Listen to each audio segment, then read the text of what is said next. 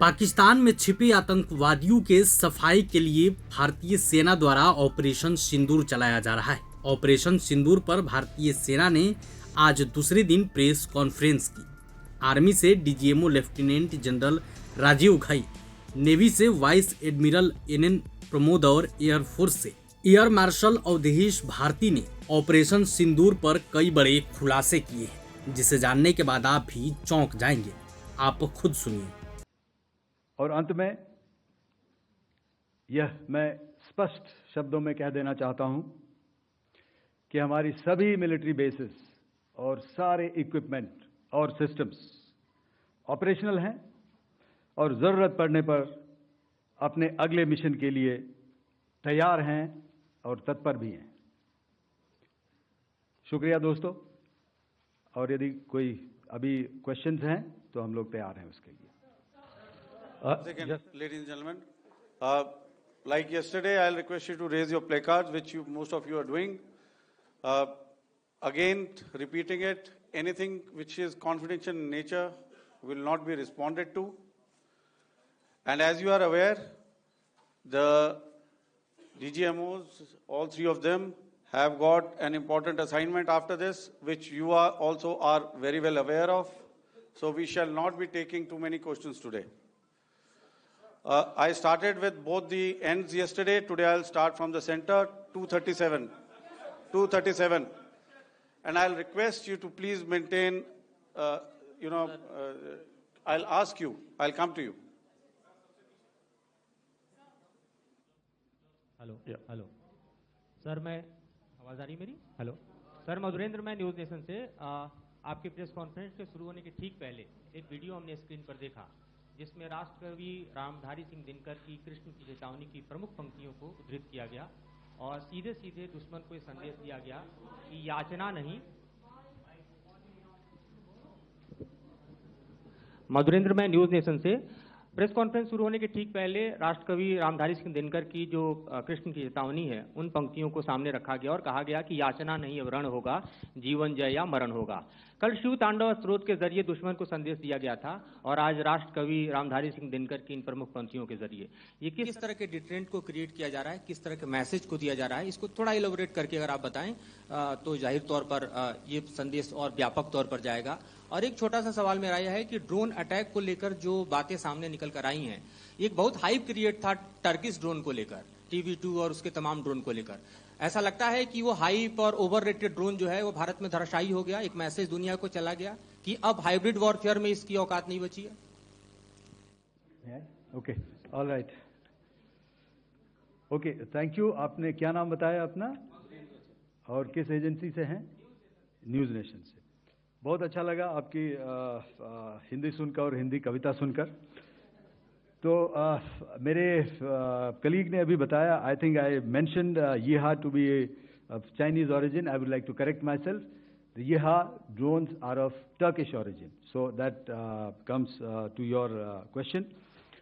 All right, चूंकि आपने शुरू किया श्री रामधारी सिंह दिनकर जी की कविता से, हमारे राष्ट्रकवि रहे हैं, और क्या संदेश दिया जा रहा है, तो मैं बस आपको रामचरितमानस की एक कुछ पंक्ति याद दिलाऊंगा, आप समझ जाएंगे। तो याद कीजिए वो पंक्ति जो है, विनय न माने जलधि जड़, भय 3 दिन बीत, बोले राम सकोप तब, भय बिन होए न प्रीत। तो समझदार के लिए इशारा ही काफी। और जहां तक ये ड्रोन, टर्किश ड्रोन्स का सवाल है, आपने देखा किस तरह के रेकेज यहाँ पे फोटोग्राफ्स हमने दिखाए हैं, चाहे वो टर्किश ड्रोन्स हो या और कहीं के भी ड्रोन्स हो।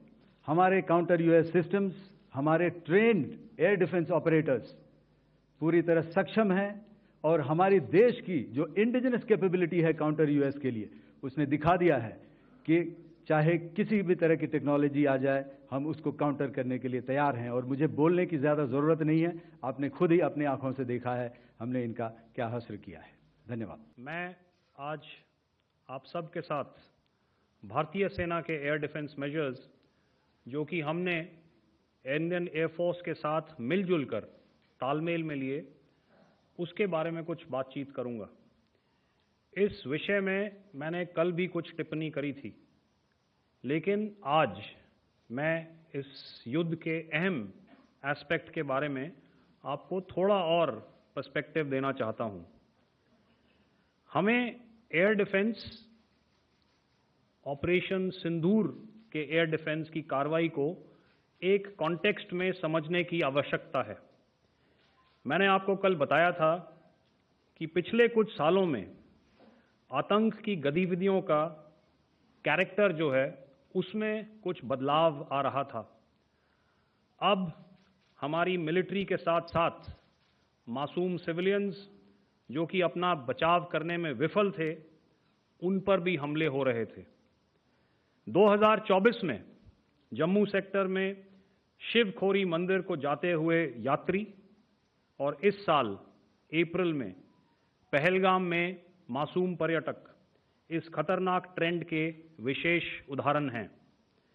पहलगाम तक पाप का ये घड़ा भर चुका था। उसके बाद जो हुआ उसके बारे में हम कल विस्तार में बातचीत कर चुके हैं। क्योंकि आतंकियों पर हमारे सटीक हमले लाइन ऑफ कंट्रोल और इंटरनेशनल बाउंड्री को पार करे बिना किए गए थे, हमें पूरा अंदेशा था कि पाकिस्तान का वार भी बॉर्डर के उस पार से ही होगा। इसलिए हमने अपनी एयर डिफेंस की पूरी तैयारी पहले से ही कर ली थी। हमारी इन्वेंट्री में शामिल counter manned aerial systems,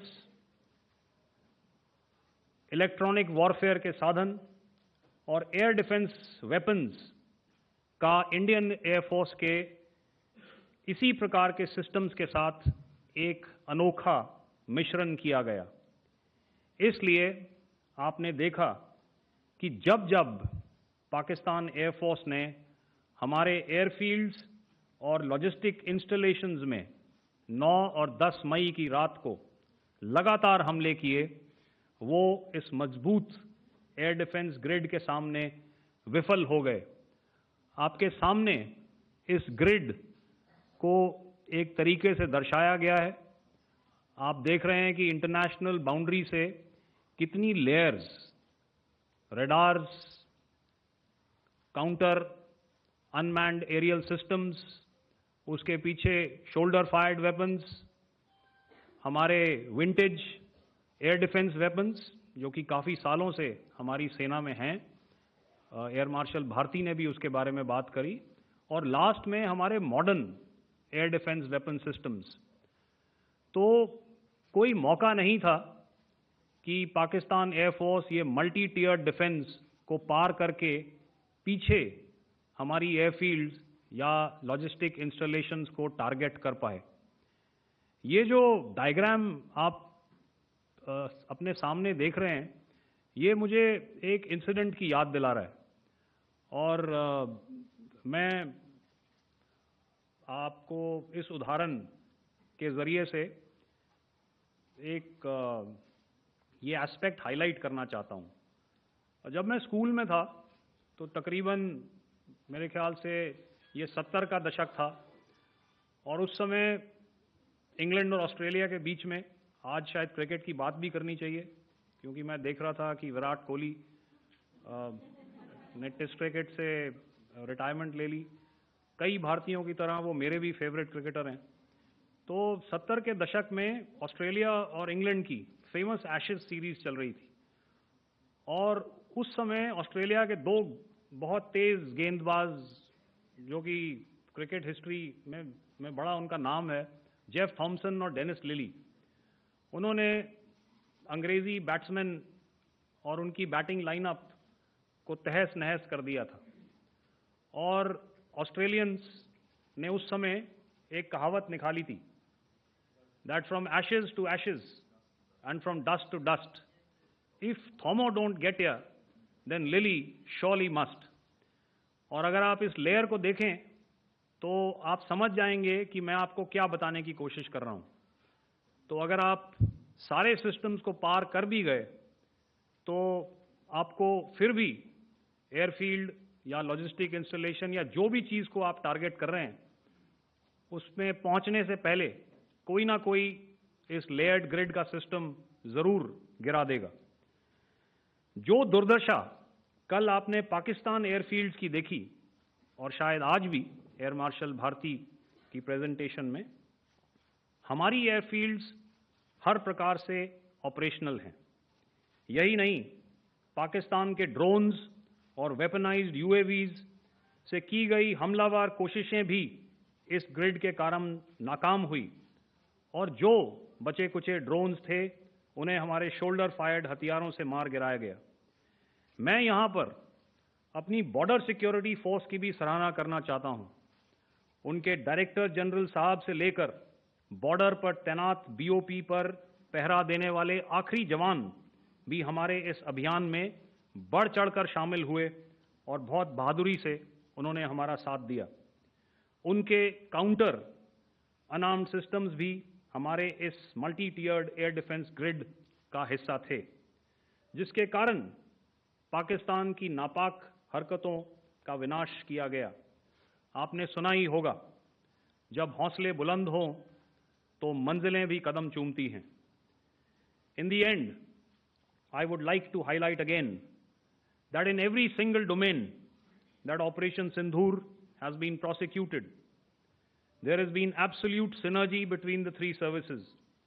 Not only have we, in this endeavor, been fully supported by our government, departments, and agencies, I cannot here not mention our 140 crore countrymen that have stood behind us with their prayers and goodwill, urging and inspiring us to achieve our mission and objectives. For that, we salute you. You are indeed the best.